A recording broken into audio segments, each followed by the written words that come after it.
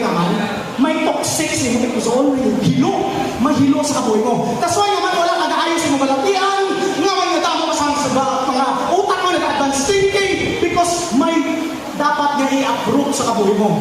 Abis totoo na nga, isang grabe na breakthrough sa marriage, may grabe mga mga asawa ko iso-iso. Ay grabe yung bumbahanay eh. Totoo na nga, grabe yung inaway, grabe yung bumbahanay. Wala na mo na kalangay, tago na mo na.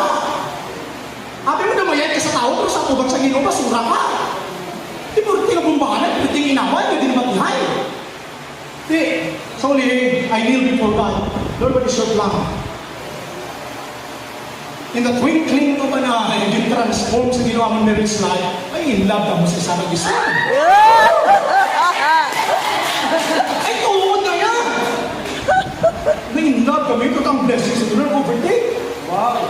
Imagine sino hatag sa mo sang brand new nga mga salakyan. Grabe ang Ginoo. Grabe yung breakthrough. Tinahalang mga tao na nagkakasaksi dito sa why? Na-unlock mo ang blessings ang Ginoo kaya naman. Don't entertain the lies of the devil. Naman hindi ka kapatawad?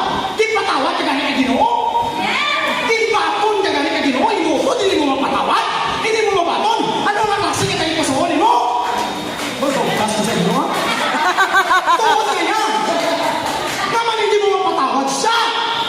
Hindi patawad ka magaling sa Ginoo? You are a silent killer. Sa Bible, di ba? May kapit yan sa ulo mo, nagpatay ka.